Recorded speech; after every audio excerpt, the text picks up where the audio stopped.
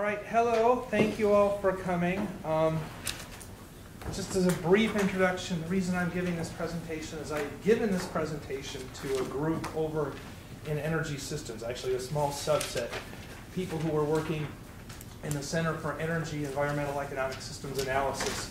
And one of my staff members who actually has a sort of cross job working over within the business development group said, this is really useful. Maybe we should have it to a larger audience, and it sort of turned into this. To give you a little bit of background, you're wondering, for those of you who don't know me, I'm Ralph Muehleisen.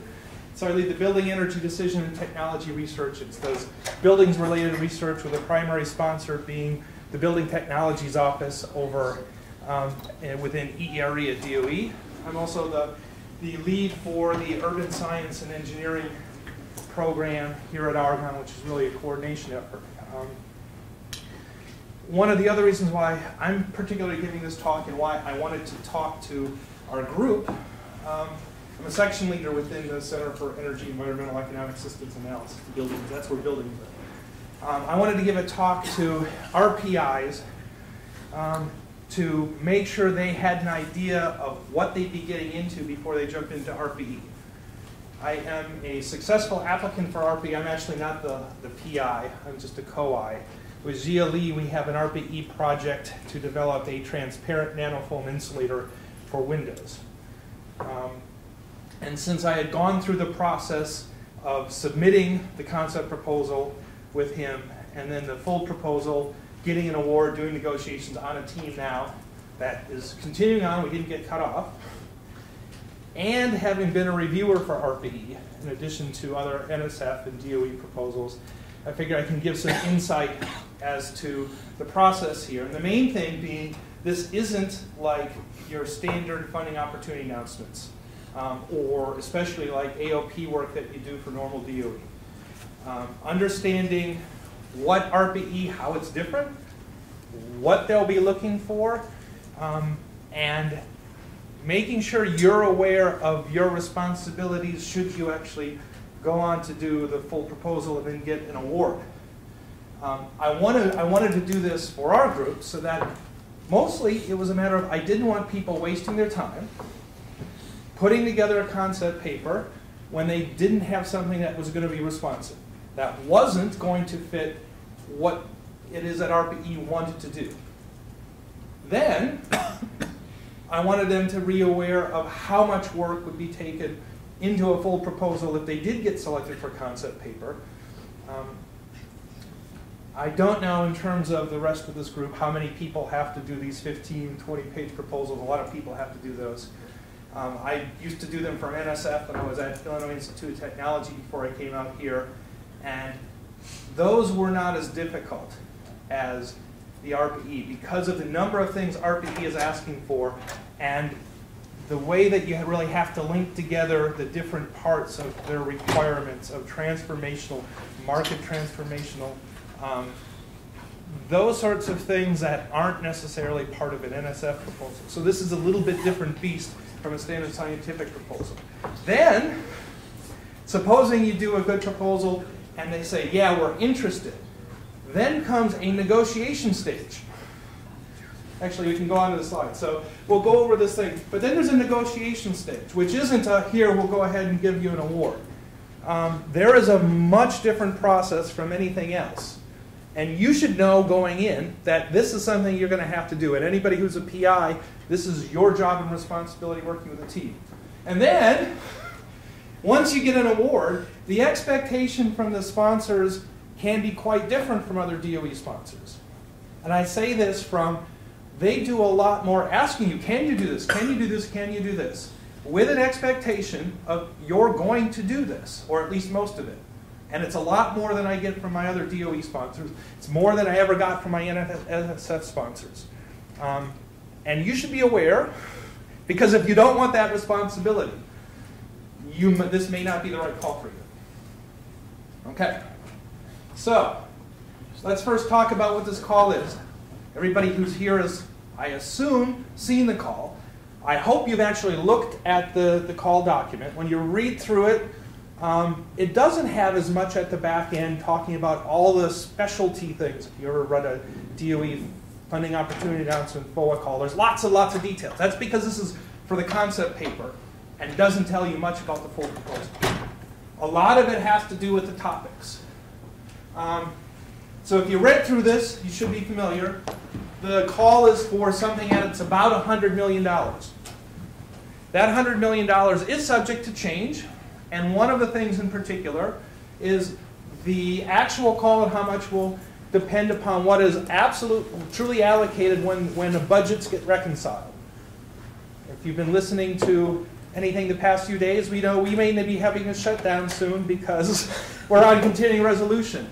While we're on continuing resolution, I don't know for sure. I don't think they can actually do the full proposal and finish the call, give awards, as long as we're on CR. Although the ARPA-E program has been ongoing, and they may have tried to put aside the money for this, unless they had actually issued the full FOA before the continuing. This is one of those things. It's not clear to me that it will actually go through to the full proposal call if we continue on CR, or it may just get delayed. That said, the amount of money that they have set aside is subject to change. And one of the big changes is the Heritage Foundation that is setting a lot of the priorities for the White House, which then gets reflected back in what the Department of Energy often will do, is not in line with what the Congress has said about ARPA-E. Basically, the Heritage Foundation, in every document they have put forth that I have seen in the past 2 years, says we need to get rid of ARPA-E. Congress, in particular, the Senate has said we don't want to get rid of ARPA-E.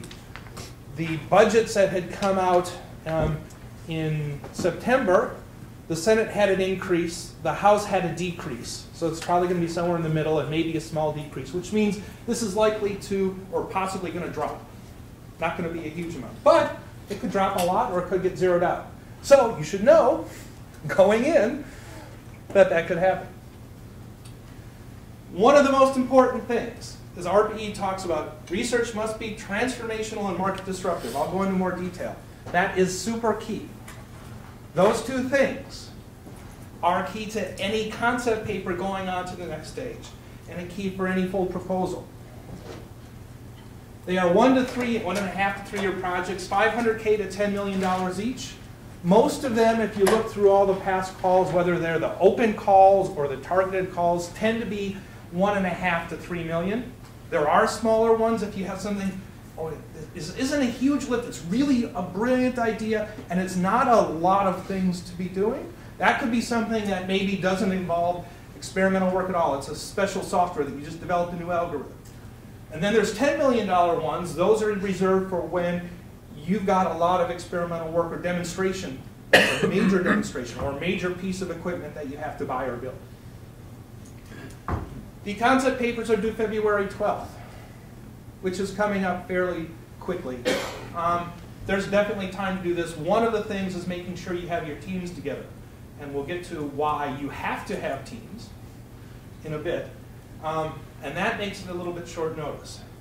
The full application deadline isn't given. And that's because they don't have full appropriations. If you actually look at the call for open in the previous years, which were 2015, 2012, when the call for concept papers came out, they did not have a date either. The date is somewhat flexible because they get so many concept papers in, it takes them a while to get through. And at that point in time, they haven't even determined exactly how many they want to down select, how many full proposals they want to say we want to solicit. And the timeline has been such that I'm guessing it's going to be June. It could be the end of May, it could slide all the way to July. And that's assuming that we don't get delayed more because of budget. When they get through the concept papers and have sent you out something that hopefully says, yes, we encourage you to do a full proposal, they say that they will have a minimum of 45 days. That's what they've had in the past, before the full proposals are due. Which is kind of telling you, you're not going to hear about this at the beginning of March. Okay, so that's the information about the call. I can say, do you have questions? But those details are all actually, other than the top one about Heritage Foundation and when they're likely to do, are in the call. But other questions? Okay. The next slide is one that should scare the heck out of you completely. So this is 2012 was the first RPE open. 2015 was the second one. They do this every 3 years. So there's 4,000 concept papers submitted in 2012. That was the first time. It was right after RPE had gotten going. I could not find stats on how many were recommended for full proposals, but out of that 4,000, I think it's like 4,100 concept papers, there was 66 awards totaling 130 million. Okay? They're only giving 100 million. You're not going to get 66 awards. It's going to be 40-ish, most likely. Those covered 11 different technical areas in 24 states. So they actually want to be very careful about spreading this thing out geographically. And you are competing against Fermilab and University of Chicago and Northwestern and UC and UIC for awards here in Chicagoland. So this is the location of the prime, not just all the team members, but the prime applicant. 47% were led by universities, 7.5% were led by labs, none of them were led by Argonne. None. That doesn't mean Argonne wasn't a team member. None of them were where Argonne was a prime contractor and the main PI. 2015, 2,000 papers submitted. A lot of people got discouraged from the first time and didn't submit the second time. 41 awards for 125 million. 21 states. 10% were led by labs. None of them were Argonne. So, let's look at the numbers. The chances of any coming to Argonne by those stats are 0. Let's say it's not 0. I'm guessing there's going to be 1. Just 1 out of Argonne that actually gets selected for a full award. That doesn't mean Argonne won't be teams, but I think Argonne being the prime contractor, the main PI, is going to be 1. Yes? So that's like outcomes. Does that reflect also, I mean, the fraction, is that along the lines of the fraction? Like, for example, were there, you know, if it's 10%, were there 200 concept papers from labs then in that case? Or we don't know those numbers and they won't give them up. Okay. They won't give them up. Yeah, they don't give those up. If I had been a reviewer on that, I might have known part of those numbers. And I don't think that they would have held me to oh, you can't tell anybody those numbers. I guess when you look through, yeah, you can actually go over to the websites for the actual, Google up these things. You can see the 66 projects and see where they were physically spread out and who were the leads for each of the projects, and how big they are. That is because this geographic area have other competitors. I don't. What do you mean, Eugene? I'm sorry, I didn't quite. For this geographic area, Argonne was not lead. Is that because some other competitors? Well, no. In terms of the awards, I'm sure Argonne submitted a bunch as lead. They didn't get that because they want to make sure the prime contract, whoever is the lead, gets spread out geographically. Yes. There's pretty good reason. There's a 40% caution in Argonne cannot, so we have to partner with somebody. Well, yeah, and we're actually, not only is it for cost share, there's another requirement that'll come up that we have to partner with somebody. Yes? Right, so this is tied to that. In those two previous calls, there were the same limitation on FFRDC not being able to be lead alone. Yes, I do believe it was exactly the same, not being able to be lead alone. Part of the reason for this spreading out is this is a pretty big program. I mean, we're talking here 100 million, and the people who really appropriate this money and make sure that it gets spread out and forced actually DOE to do this and spread it out is your congressman or senator, and each of those representatives wants to make sure that they have things coming to their district. That's why you have these geographic. It's not written in the proposal, and having been on a review, they don't specifically say this is a criteria. But when you're looking at two things, I've got 3 proposals all ranked about the same. 2 of them are from California, and 1 of them's from Nebraska. My guess is 1 goes to Nebraska, 1 goes to California. You're competing against a bunch of other smart people. Okay. Any other question? All right. So when we look at the topics, you go look at the thing. Yes. One last question. I noticed that the great majority of these actually went to small business. I mean, is that ARPA-E's major, teaching process? Or no, but it comes down to the market disruptive, and the requirements of this is not just fundamental research. It starts out as some fundamental research, and it ends up in a technology almost ready for market. That is part of the RPE goal, and that's hard to do, to show a compelling case for I'm going to get this to the market without having a small business be part of the team. You can do it without that. And if they're part of the team, it may be a good place for them to be lead. Or they had ideas and said, I've got this great idea for RPE, and I know I need to work with a university or a lab. Some of these, I'm sure, were small businesses all by themselves. But we'll touch on that a little bit later on.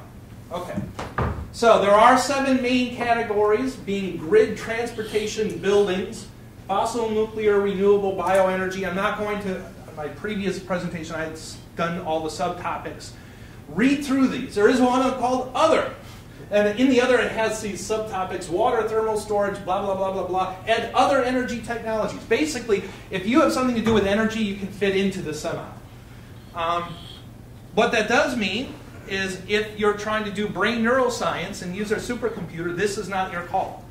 It is RPE, and even though we have Office of Science supporting those things, that won't fit this call.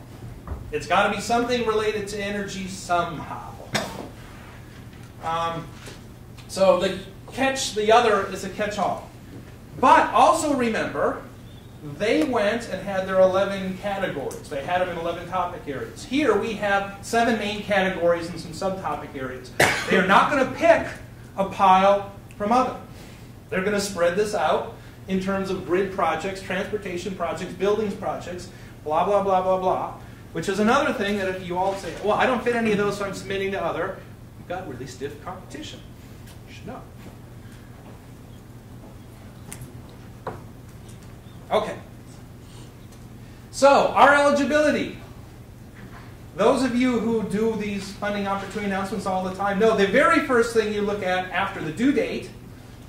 Okay, the third thing. The second thing is how much money there is. The third thing is, are we eligible? Usually it's pretty straightforward and clear. Sometimes they're not well written because, I don't know, because they're not well written. And we actually have to go and double check with, basically it's one of these things, come over and check with people from STPO, and it'll go eventually to Diane Hart to make the super call. But when you're trying to pick things up, these guys over here, John and David, can help you figure out. They know the right person to ask all those questions of. So now you're going to get a ton of emails for all the forwards, but that's just fine.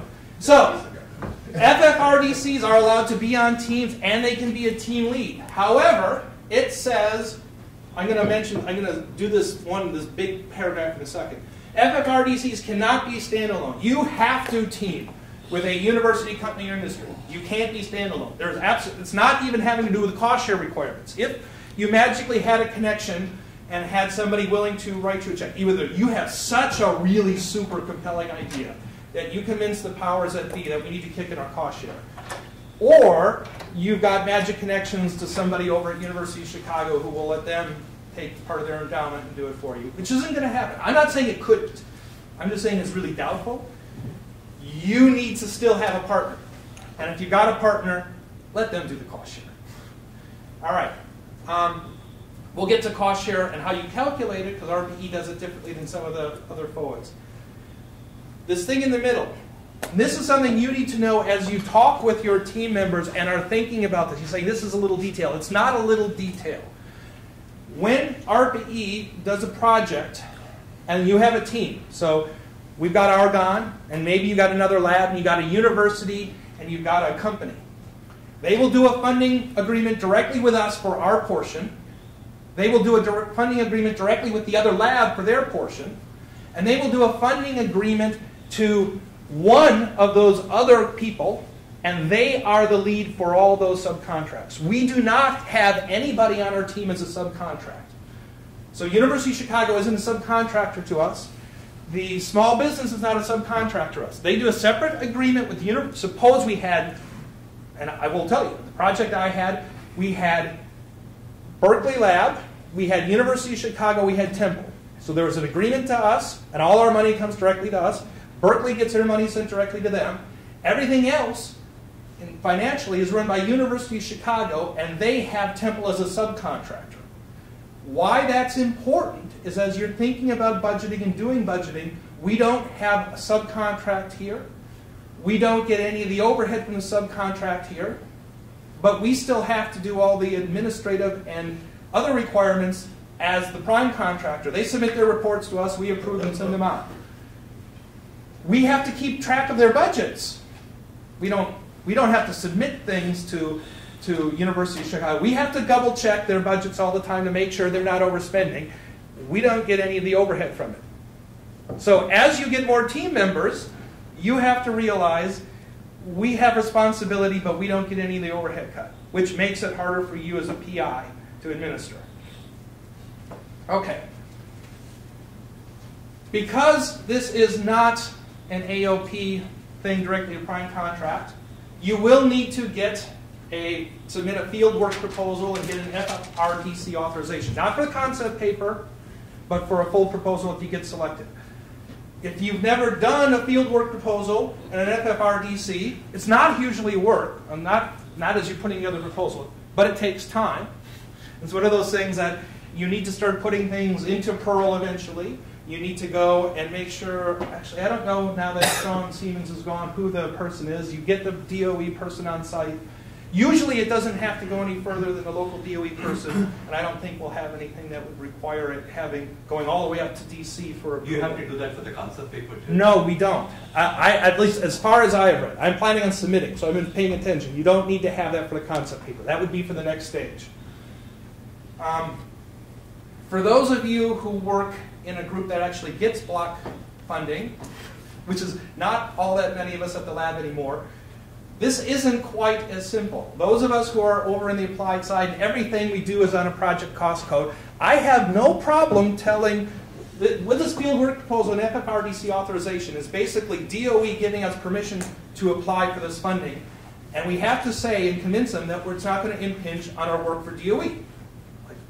How can that be? It's a DOE project. When you've got block funding, and you've got a cost code, you just kind of sit down every year because you work for CNM and you're part of that block funding as part of the user facility, you do have to show that this isn't going to impinge on your work or that there is somebody to take over. It is a little bit more work for you to get the FFRDC. It's not for me because I just say I've only got 40 hours a week, it has to go to cost code. So it goes to this cost code and it isn't impinging on my other work. Okay. So, if you aren't scared off by all the other crap so far, let's go on and talk about how ARPA-E is different. They specifically are in the market to do transformational and market disruptive research. Transformational means you are not doing incremental advances. They want you to think outside of the box, really outside of the box. And they want you to forget the box.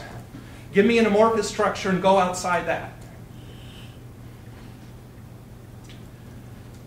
The call that our team put together and won was a call for materials that you could put onto a single glaze of windows, single pane windows, that would make it the performance of double pane windows at a cost less than double pane. They had a whole very specific set of requirements in terms of it had to have certain durability, had to have a certain maximum thickness, and had to be able to be applied by a homeowner or in a commercial building by a contractor without a lot of training. And that still wasn't transformational enough. You had to show that you were thinking of a different science. Our proposal was to take polymers and put in nanoparticles as seeds for small CO2 bubbles in a self-assembling polymer that you would now get this material that has really low heat conductivity, but has a very uniform grid in terms of these little pockets, so that you didn't get haze, didn't get optical scattering.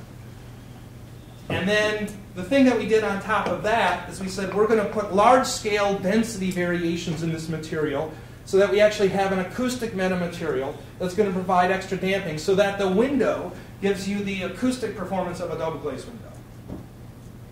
And that was our differentiating thing that said, oh, you guys are doing transformational work. Because people have been trying to make like aerogels low cost for a while. They've got transparent aerogels. Somebody a lot of people submitted, I'm going to make a lower cost aerogel. That did not win any awards. Because just saying you're going to do something, I'm going to make this process cheaper, wasn't good enough. They really truly want high risk and high reward. And they deal with this by killing a lot of projects in the first year.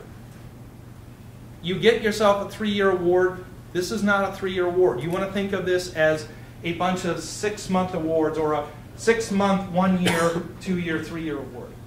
And they really do kill projects. We've had, I don't know how many, at least 2 or 3 here at Argonne. ARPA-E, not necessarily open because we didn't win any, but ones that were topic ones that we were the lead and got killed. 6 months, and another one gets killed after a year. Because the goals that were put forward were really aggressive, and you have to meet the really aggressive goals. Which is hard when you've now just hired on a postdoc and made that commitment. Okay. There has to be a big impact potential, which leads to the second thing. Market disruption. They do not want to fund a breakthrough technology that doesn't have an end market. The foam that we have has a clear use. It's not just I'm making a foam that's transparent. I know it's going on windows, which means I have a lot of window-related properties. And I have to show, actually G, he's a PI, so G has to show that at the end of the 3rd year, we have something that is ready for somebody to license and make in large quantities to start putting on windows. It doesn't have to be at TRL level 9, but you better be at TRL level 6, even if you're starting at 0. And you have to show that this really has a major disruption to the market. I have something that has a cost-benefit ratio. In my case, I'm looking at this material for windows. I have to show that I've doubled the thermal insulation properties at a cost less than conventional, replacing with conventional double glazed windows. That is something that's basically at least 5 times, 10 times better than what's on the market now for other coatings you put on. That's what you need to do to win. And you're going to actually have to show that at least a little bit in your concept proposal to get to the next stage. And it has to have a large market. If I was doing something that only was applicable to big jet airplanes, ARPA-E won't be interested. Unless you can say, well, I start out with big jet airplanes, and then eventually I move it over to every window in the world. You don't have to show that immediately when you're done. It's applicable everywhere. But you have to show that there is eventually a market. High temperature titanium that you can put in jet afterburners does not have necessarily many other applications around the world. Even if it makes that jet a lot more, I don't know that that will be market disruptive enough. You now make it that, oh, I can now put this in every car engine and every industrial furnace. You have something that might be market disruptive.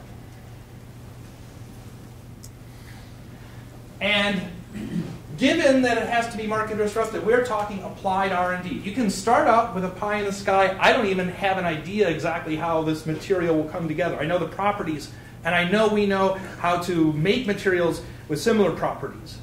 You may not know the path exactly to get to the material you need or the technology, but you have to have an end. It isn't just, I will discover a new catalyst. You have to say, I'm discovering a new catalyst. These are the applications, and show that you've actually got a catalyst that isn't just a material, that you can actually use it as a catalyst. You mentioned TRL 6 at the end. Is that a ballpark number we can? That's a ballpark number. But we can rely on it as a guideline, or? So, actually, if you go and get an award, part of the negotiation process is sitting down, what do you expect the TRL level to be out? They will not say TRL level 3 is not acceptable. No, I understand. Yeah. Now you run into how exactly you're going to define the TRLs. We got our little navy numbers, but everybody defines them differently, and you don't know who's going to be the project manager for yours. So I have a related question. So the last the last item somewhat conflicts with the first one in a broad sense. Yeah. So I would assume they don't want us to start from TRL 5 either. No, they because want us to start somewhere at what TRL? I'm going to say, you are somewhere in 1, 2, or 3. Okay. It's an aggressive timeline, but yeah, TRL level 5 probably you're not doing anything disruptive enough. You'd have to be stepping back. Possibly a 4. I've got a lab prototype, but I'm now actually we'll step back down. You may have started with something that's a 4 or 5, but you're saying I got to step back to 2 because I've got something here and I need to redo something here, and I need to redo my first fundamental lab studies and put together a new prototype. That could work because it isn't just a transformation then, or it isn't just an increment. You are stepping back to say, there's a core part of this that has to be different, and that part of it takes it back to a TRL 2 or 3. Okay, does that help? Yep. Okay. Other question? All right. So here's an example, I guess, as I was talking here. Transformative here. We're developing this is somewhat related to the proposal that we were doing. I'm going to develop a microcellular vacuum-insulated foam that can be cut on site without performance loss that costs the same as current foam insulations. Right now, one of the holy grails in buildings is super insulators. And people have been working about vacuum-insulated panels for a long time. The problem with a vacuum-insulated panel is you've got this big panel that is made of metal and you seal up the edges. They eventually leak. But more than that, you can't take them on site and cut them. I can't put in a window or a door or a doorknob without breaking that penetration.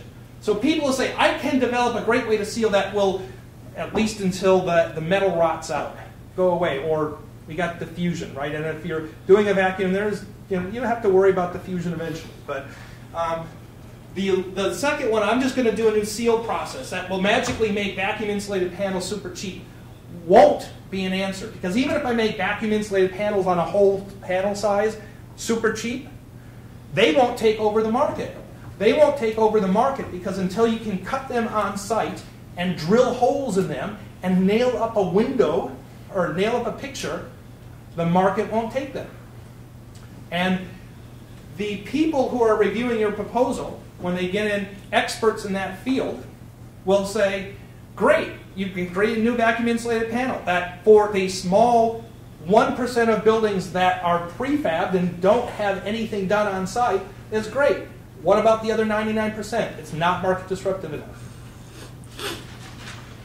Thinking here about the grid. Somebody's doing a software platform that allows our end users and our distributors and our generators and suppliers to go ahead and exchange all their electricity back and forth. I can go ahead and sell my solar panel to my neighbor to charge up her car. And she can then send back in the middle of the night stuff from her car over for me for my microwave oven because I get up in the middle of the night to eat burritos. That's the sort of thing. And we now have an end-to-end blockchain that encrypts this back and forth so we never have to worry about PII information going out. And somehow it magically passes all the regulators. And that's the sort of thing we're talking about, as opposed to, I got a phone app that lets me pay my utility right from my phone app and it charges my Apple charge. That is not disruptive. Or it isn't market transformational. It may be disruptive, but it ain't going to be market transformational. It's not going to change the way that energy is used and stored.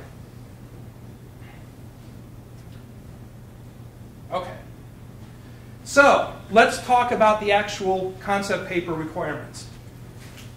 One of the things that came up is cost share.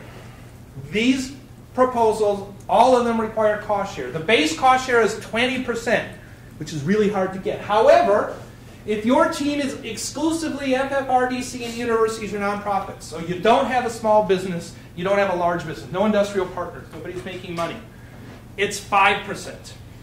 So, if you partner up with UChicago or Northwestern or some other university, it's 5%.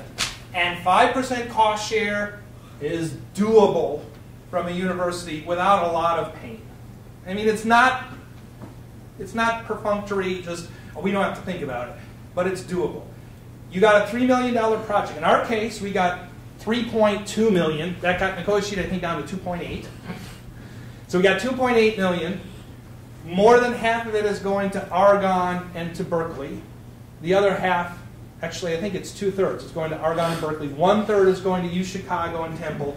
And all they had to do was the cost share was a tuition, partial tuition that the university always pays for federal grants for the grad students, and part of the academic year salary of professors. It was all in kind. Nobody had to actually put up dollars or a piece of equipment. And that ended up being 6%. If you have teams from industry, but large businesses are less than 20% of the whole project, so you're working with a small business, that cost share immediately jumps to 10%, but it is a 10% cost, but it's not 20. So, going to an industrial partner, you might say, okay, I'll forget industrial partner. One of the problems of not having an industrial partner is showing how this is going to get to market. In our RPE proposal, we convinced them, because we're doing an LDRD with a different window technology that we're bringing to market, we have partners already lined up, and we showed the people who are interested in that technology to say they will be interested in this window technology, and so we did not have to have that as part of our team. That was, I think, in particular, because we had such a directed call, and they knew that there was clearly a market, and a market way to market, lots of ways to market, they were less strict about it. If, depending upon what technology you're doing, you may absolutely want to have a small business, large business as a partner to show they're the way to the market. And as we kind of mentioned, Argonne cannot, and even if they can, they will not provide cost share. Like I said, I guess I'm not going to say absolutely blanket that won't happen. I know anybody who is over within my group is not even going to bother to ask, because I got better things to ask for. I can find the cost share with a partner. There are better places for me to, when I need to have that ask. So, your team members must be able to provide more than 20% or 5% or 10% of their own cost share. They have to cover us. If you haven't dealt with this before, this is not, and this is not a difficult thing to do if you only have the 5%, but you have to be absolutely upfront with all the people you're bringing on. It makes no sense to bring on a team member and then not have them aware when you get through and put in the time for the concept paper and then have them pull out. But there's a lot of ways that cost share can be done.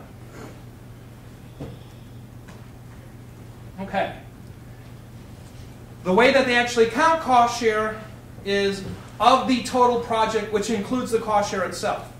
So if you need a 5% cost share, it's not 5% cost share, it's 5.3. You can go through, you'll get all, we're going to send a copy of these slides. It's one of those things, okay, not a big deal, except when you're sitting here working out the budget and you forget about this, and all of a sudden you're like, oh crap, I got to come up with another 3% cost share, or 0.3%. Even 0.3% can be close to those margins, like, oh crap, can you give me another month of academic year salary, which is not necessarily a problem, but it just means that whoever your team member is has to go back and get it all approved and in the budget that way.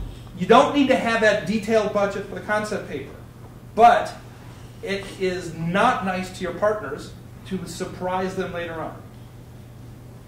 on. Okay. So, making a team.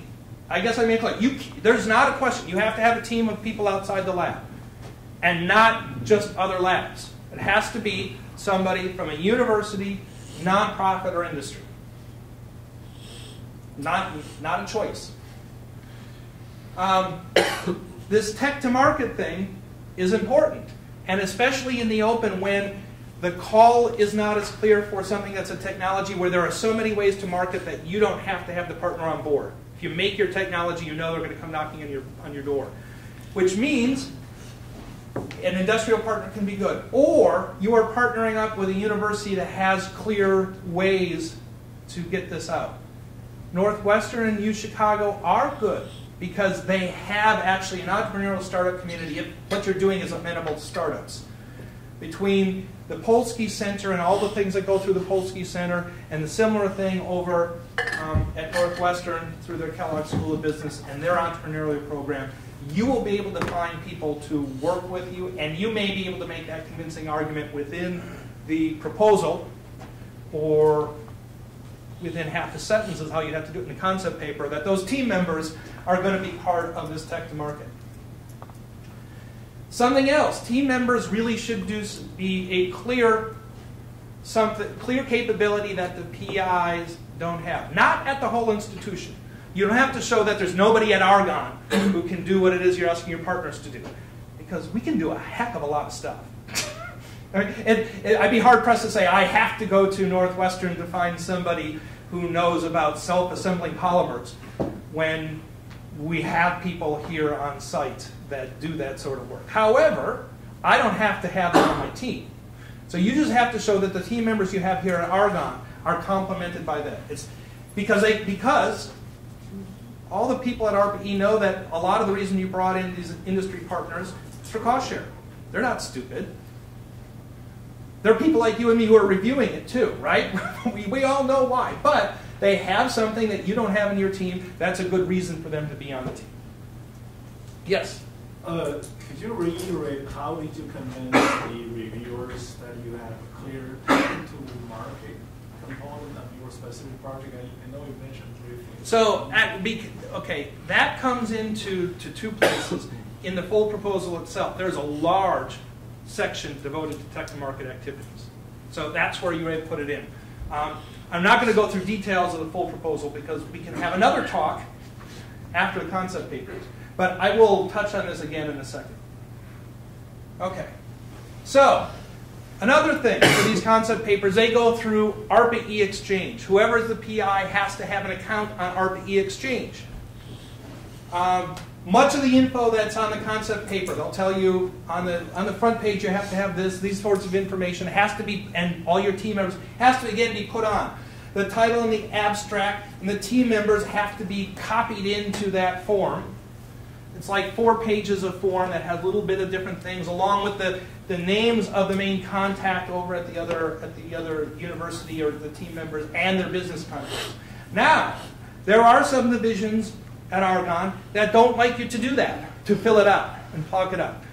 Over in Energy Systems, ES, Sandy Davis does not want the PIs just filling this out because PIs fill it out wrong. Make sure you check this out. So you work with an ES, work with Sandy, until you have convinced her that you fill it out right. Since I had done this, the previous division I was in, which was DIS. So I went from DIS over to Energy Systems when it changed from DIS to GSS. That time in DIS, they let us do this. Blanca did not have to be the person to push the button. So I was already in the system, and I'd been familiar from when I was at NSF, a very similar system. So I started filling this thing out, and Sandy was like, oh, you did it right, Ralph. Thank you. Don't do it again. But she actually now lets me do my own as long as I let her check it over and push the final button. But check with whoever your person in your division is to make sure you don't get somebody upset. Okay. The concept papers are 4 pages max, including graphics and figures and graphics and references. There's no separate section. Do not have 25 references in your concept paper. You may have 25, 50 in your full proposal. They won't count in the 15-page limit of the full proposal. There are specifications for font sizes, minimums, and margins. When they have 4,000 papers being submitted, and I guess They had 2000 and 2015. This is going to be bigger because people are afraid RPE is going to go away. There's going to be 3,000, 4,000 is my guess. The first thing that they do is make sure you are compliant. There will be somebody whose job for 2 weeks is to go through every proposal and make sure it is no more than 4 pages. Now, they say, actually, what they will do is throw away anything more than 4 pages. So they will cut it down, which means part of your stuff isn't submitted, and then they can say, oh, you didn't include the team members because it was on the 5th page, and then they can throw it out. Okay? You can't exceed the margins. You can't have smaller fonts other than inside your tables and figures. You have to have your RPE control number, organization name, and PI and last name on the header of each page. That's not within the 1-inch margins. That's above. You have to, your first paragraph. Okay, I put this out because you really absolutely have to follow this, or they throw out your concept paper, and it doesn't get evaluated. Okay, so the concept paper itself has 4 sections. I missed my D. The summary, innovation, impact, proposed work, team organization, capabilities. You've got 4 pages, so it's kind of like 1 page each. Doesn't have to be, but it's something like it. Concept summary, actually this is usually less than a page. This describes the concept, minimal jargon, and how the project meets the funding opportunity announcement objectives. Read through what it says RPE opens about. Pull out a couple keywords from that. It is transformational, market disruptive, big words. Get them into your concept summary. That's a magic to get to the next stage. The big part that you're doing is innovation and impact. So innovation, they want you to identify the problem to be solved, describe how it's potentially transformational. You explain why in the summary you said it's transformational. And market disruptive. And they want you to, if you can, be quantitative by the transformational market disruptive. I'm going to have an insulator that is twice the performance of anything on the market at 1/5 the cost. That's what they want you to have in there if you can. You have to say, how the heck do I know what it's going to cost? If you don't know what it could possibly cost, you aren't thinking about something that has an end application. You got to be thinking that far ahead. You don't have to have exact numbers, but you have to have a target, and you have to be able to justify in a larger proposal that there is actually a way to get to that. Then you have to say how it impacts one of the RPE mission areas. Those are related to those other big topics. So it's like, okay, and this is going to be transformational in the building sector because it is going to reduce the energy use in buildings. Okay, when we do our stuff here, of all the energy use in the buildings by 10%. We put our magic stuff on all those single glazed windows, and we've reduced the total energy footprint in buildings by 10%, which is actually about 4 quad.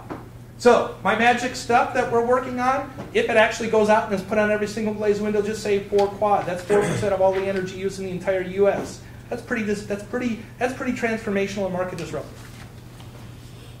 We know it won't hit that, but it could if it was applied everywhere. Okay. Then you got to do your proposed work, which is what you plan to deliver in a technical approach. Really summarize. You got 4 pages. You got to do all this. They are serious of, if you can, describe what you thought about and you decided wasn't going to work. In the case of if you're sitting here, you got something that's a TRL level 4 or 5 and you're going to go back, you have to say why just being incremental on the TRL 4 or 5. And it can be short. It's like, we have we already have a technology here that we see is not going to get us to those metrics. We need to go back a step. Then you want to describe background theory simulation. This is where references come in. And you can, if you've got background, a figure of background work that you've done, some other project that you're now working off of, reason to support why you think you can actually do what you want to do. This is where references do come in. You want to then actually, you need to make sure that this is challenging. Okay? It should be challenging. If it is transformational and nobody's done it yet, there's got to be a challenge. There's got to be a reason why. Now, it could be that you are just so freaking smart nobody's thought of this. I don't know how you answer it then. Make something up. Usually it's a matter of, oh, there's been a problem. We figured out how to overcome that when we were doing our battery research. We magically figured out how to stop the the deterioration of catalyst. We did for this material. We can now apply it over here to this different material that's going to be used in a different way. Well, Yeah? key risks. If you identify a key risk, also identify the solution to said key risk. Ah, correct. David just said, when you identify a key risk, identify solutions. In the concept paper stage, it's a lot harder to do that concisely. In the full proposal, you will have to, it'll be more clear. And actually in the negotiations, that is a huge, huge, big thing. They're going to pound you on every risk that you've identified. They will come up with risks that you haven't identified because you were too scared to put it in the paper. Because they're smart people. And they will ask you how you plan to overcome it. You still have to have a rough budget. How much the total cost share and what the cost share, or how much the total cost is going to be what the cost share is. If those numbers don't add up, okay, you said you got a 5% cost share and you had a budget and the federal funds and cost share and total cost don't add up. Using that number I told you, they have a reason to throw out your paper. When they got 4,000s and want to throw some out, they might throw it out. I doubt that they're going to go to that level, but they could, and they have justification without having to go through and actually send it out to reviewers. Yes? Do we know how many concept papers get invited for the second round? Yeah, I'm going to say, I don't know. I haven't been able to see those numbers. In the targeted ones that I have been a part of, it's somewhere on the order of 25%. I don't know that they're going to have... Actually, no. I could believe that they might do 25%. Because if they're giving out 40 or 50 awards, I would expect that they probably want a couple hundred coming through. Okay, 10%. 10% might get the first call back. And then another reduction by a factor of 5. Do you need a preliminary data to support your proposal? No, but you have to have, it doesn't have to be your own data, okay? If you're going to cite some other paper where you saw some neat idea and you're moving it into a new area, you don't have to have preliminary. It helps. And when you get out of the concept paper to the full proposal, it really helps. It's a tight fit here. So something where you can cite and concisely say, we think this can work, and as evidence from a paper, blah, blah, blah, blah, blah. From reviewer point of view, you said you serve as a reviewer. Yes. Does that help you score higher when you have a preliminary data? So actually, that's a good question. When I've done review, I don't worry about. I will look to say that they cited something. I don't have enough time when I'm reviewing 60 concept papers to go through all the references. Now, that said, I've been a subject matter expert, so the things are in my field. I know half of the papers, or a third of the papers. And I know, so it's like, okay, yeah, that is supported in that paper. I may, if I am really, if it's like, oh, this is total bullshit, I'll check it. Or, oh, that's really, really interesting. I hadn't even thought about that, I'll check it. Most of the time I don't. When it comes to the full proposal, you look a little more carefully. Okay. You've got another page, which is a team organization, and you have to say who's doing what or will do what on the project. And then you have to, in 1 to 2 sentences, give the experience of why they're on the team. You're not doing the full 3-page CVs. Those come in the full proposal. It's a couple sentences. And then you have to explain the key capabilities of the organization. This is where you pop down, oh, we've got APS. We've got a supercomputer. We've got MRF. Something. Pick something here. And then maybe one of the universities has something. One of the things that this is hard to do in the concept paper. They're serious about this. They want you to talk about collaboration among the team members because they don't want, it isn't essential, but they want to know about some of these collaborative efforts. On the full proposal, you actually have to list a list of all your collaborators over the past some number of years because they don't want to ask a reviewer to review your proposal. Or they will check for conflicts of interest that if they pick up somebody, because it's hard to eliminate, that if you're listed on this, they don't actually review it or they'll throw out your proposal. Because the person didn't, or they'll call the reviewer on it. They want to know. All right. The the way that they do weighting, 50% is on this impact of the technology relative to the targets. In our case, it's the potential for transformational disruptive, that you have mentioned the economic challenges, and that you are aware of what's competing. Here's something else, competing commercial and emerging technologies. You have to be aware of what else is out there, and not just on the market now, but soon to come to market. You're doing applied research. I'm not doing fundamental research. I have to know, oh, in the case of an insulator, is there, possibly in the next 2 years, a transparent aerogel that will be market ready and market affordable? I should know that if I'm working in that area. Then they want to know, do you actually have something behind this? Are you capable of doing the work? Do you have you even thought about the problems that are going to come up? Okay.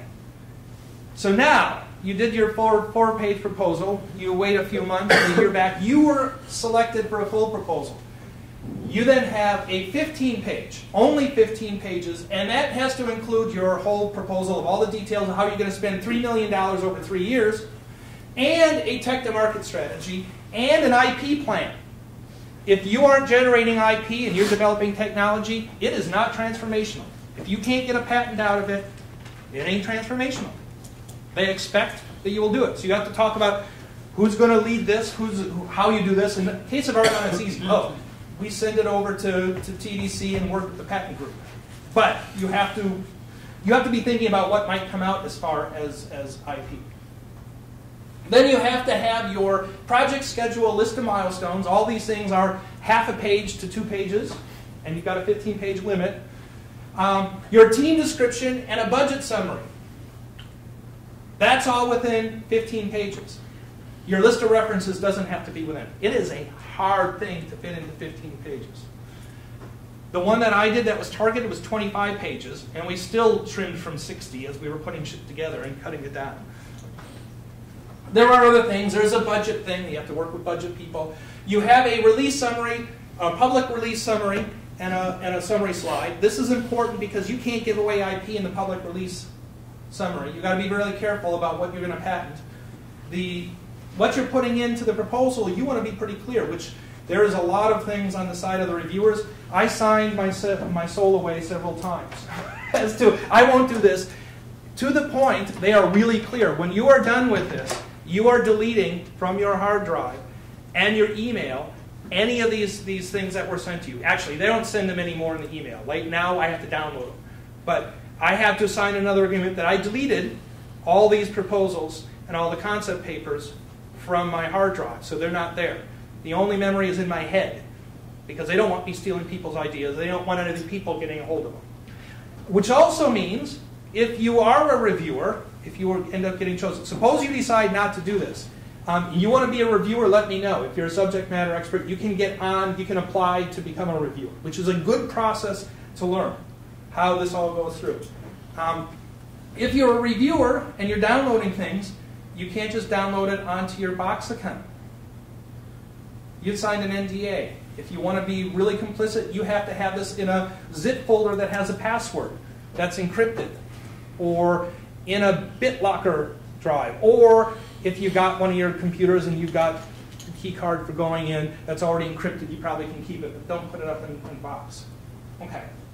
I'm not going to go through the rest of these things, other than mentioning there is a resume part. When you've gotten through all this, all these things, all this format has to be done right, or they'll throw out your full proposal. And they are serious about the RPE format. If you don't follow the RPE format, which means I have to list maximum number of citations, right, in one area, in the area that I'm going, and then other things that are relevant. If you put in 12 and it asks for 10, they can throw your thing out. And I guarantee you, your team members are going to send you the resume that they put in their last proposal, or their last 2 proposals, and it's not in that format. And they're going to send it to you 10 minutes before you have the deadline, and you have, yeah, I see the nods. Yes, you've done this before. That's going to happen again. And unlike when you're doing this to some cause, they will throw it out. All right. So, all right, we got through this. You decided you were going to do a concept paper. You got through the concept paper. You did the whole freaking proposal. And they said, yes, we've selected you for negotiations. That does not mean you have a grant. Because they come over on site. First they have a kind of get together on the web. Actually, they say they have a mandatory meeting within 1 week of all team members. Yeah. Okay? They are serious. They want all team members. Our team had Matt Terrell. Matt Terrell had just been named Chief Research Officer. He had to get out of a whole pile of stuff to spend the day on the mandatory meeting because they asked. And he did. They are going to update your milestones and deliverables. That's part of the negotiation. Do you have to attend the webinar also, or no? So yes, I think there is a mandatory webinar before that is required. I don't know if all team members, but at least the PIs do. The PI and the manager also from the organization. Okay, that could very well be. They're going to come and push you to make your milestones and deliverables more aggressive, and part of that is they want to make sure that you're going to be ending up where you say you're going to get at, and I don't just say they're looking for reasons to kill projects, but they don't want projects floundering. So they're going to push you in updating milestones and deliverables and trimming the budget. They've got $100 million, and they have a lot more people that have good ideas than they have money to give. They'd rather trim everybody by $200K and give out 2 or more awards than not. So they will come and push you to trim budget so they can give out another award because they got a lot of good ideas. And they're going to be really careful with you developing the tech to market strategy. So actually what this leads to is a team member within this, I would be suggesting is you put in your proposal and in this negotiations, if somebody on the team hasn't been through DOA High Court, say that we plan to have them go when the time is right. That is really a helpful thing. And I think it did help in our negotiations. 2 of us, Gili and myself, had been through I-Corps. So a lot of these just terminologies, that the tech-to-market things that we're talking about, were familiar to us. Not just the people from TDC, but familiar to us. And we could answer questions without just looking over to Liz Jordan in this case. Liz, what does this mean? What are they saying? That's important as part of the negotiation, because if you look like you're clueless in tech-to-market, they're negotiating. They will say, we don't believe that in the tech market strategy. So all this, they can still say, we're failing. So what was this scheduled for, an hour or an hour and a half? Hour? Okay, so we're up at the hour. Does somebody else have a meeting in here now? Okay, the last thing, and I mentioned this before, is this is also going to be different from many of your proposals and what they expect you to do after. So, they are serious. You, the PI, are the person who's reporting to them. It's quarterly updates, and they will call you in between just to see how the hell things are going, especially if you're iffy on meeting deadlines. But you have to be really clear that there is somebody on the team, not just TDC, somebody on the team, and that's the PI, is going to be handling all the IP and making sure it's done right. So you have to feel comfortable. You've got your quarterly project reviews, which include reports and presentations on site, or they come on site at least twice a year. I think they've come 3 times for us, depending upon how much they're worried about your project. There are yearly RPE meetings they expect you to go to. There's an RPE summit, which is separate, the RPE for the project. Now, the whole team doesn't have to go, but the PI is expected to go. And anybody who's done significant work during that quarter or during that year has to go. They have RPE webinars. They expect you to be following what's going on. And they will possibly ask you to give a webinar in a topic area. This is especially true for all the topological ones, but even the RPE Open. When you're part of the family now, and they expect you to do chores. They are going to request a lot from you, and they will expect that you do some of it. And the reason why it's important for you to be willing to commit to this is because if you don't do it, I don't think they're going to cut your project, but they're going to look disfavorably at Argonne.